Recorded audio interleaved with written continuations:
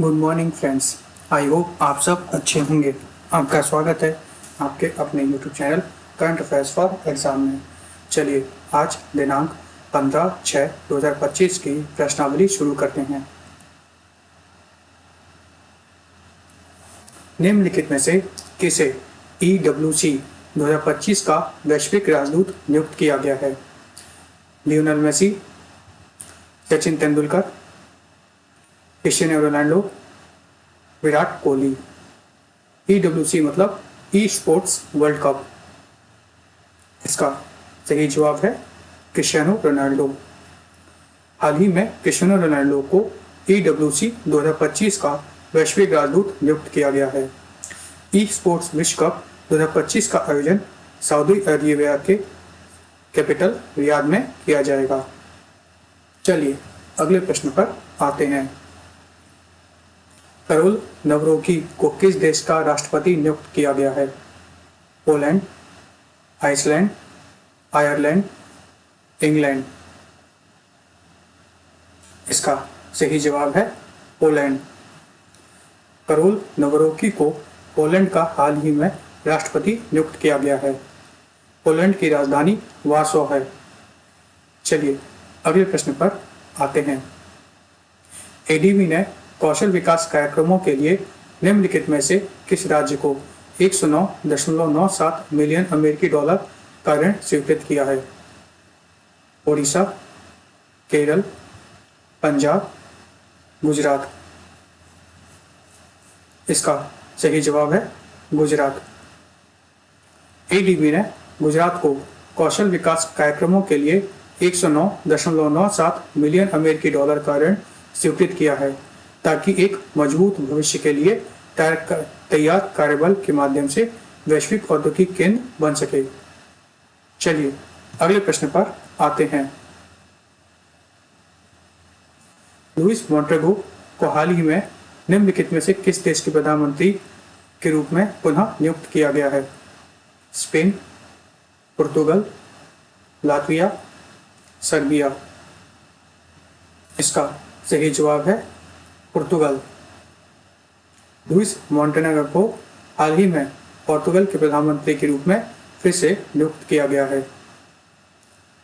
पुर्तगाल की राजधानी लिस्बन है। चलिए अगले प्रश्न पर आते हैं। निम्नलिखित में से किस टीम ने आईसीसी विश्व टेस्ट चैंपियनशिप 2025 का खिताब जीता है? ऑस्ट्रेलिया, इंग्लैंड, न्यूजीलैंड, दक्षिण अफ्रीका। इसका सही जवाब है दक्षिण अफ्रीका। हाल ही में दक्षिण अफ्रीका की टीम ने इंग्लैंड के लॉर्ड्स के मैदान में ऑस्ट्रेलिया को हराकर आईसीसी विश्व टेस्ट चैंपियनशिप 2025 का खिताब जीता है। चलिए अगले प्रश्न पर आते हैं। निम्नलिखित में से किस बैंक ने हाल ही में Tianwen-2 नामक निम्नलिखित में से किस देश ने हाल ही में Tianwen-2 नामक अंतरिक्ष मिशन लॉन्च किया है? जापान, चाइना, दक्षिण कोरिया, सिंगापुर। इसका सही जवाब है चाइना। चाइना ने हाल ही में Tianwen-2 नामक अंतरिक्ष मिशन लॉन्च किया है जिसका उद्देश्य पृथ्वी के निकट स्थित क्षुद्र ग्रह से नमूने प्राप्त करना है। चलिए अगले प्रश्न पर आते हैं। भारत ने हाल ही में निम्नलिखित में से किस देश को दुर्लभ मृदा निर्यात रोक दिया है?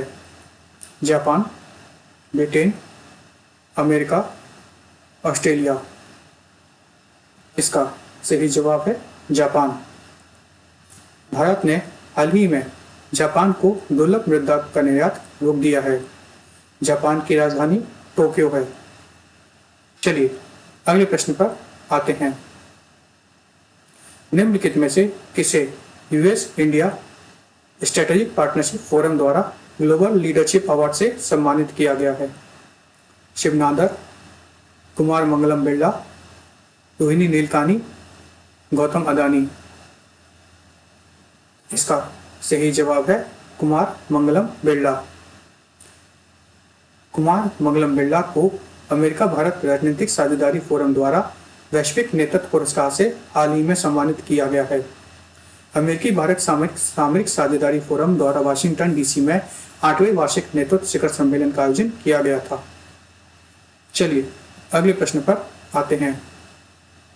निम्नलिखित में से कौन सा देश 2028 में संयुक्त राष्ट्र महासागर सम्मेलन के चौथे संस्करण की मेजबानी करेगा?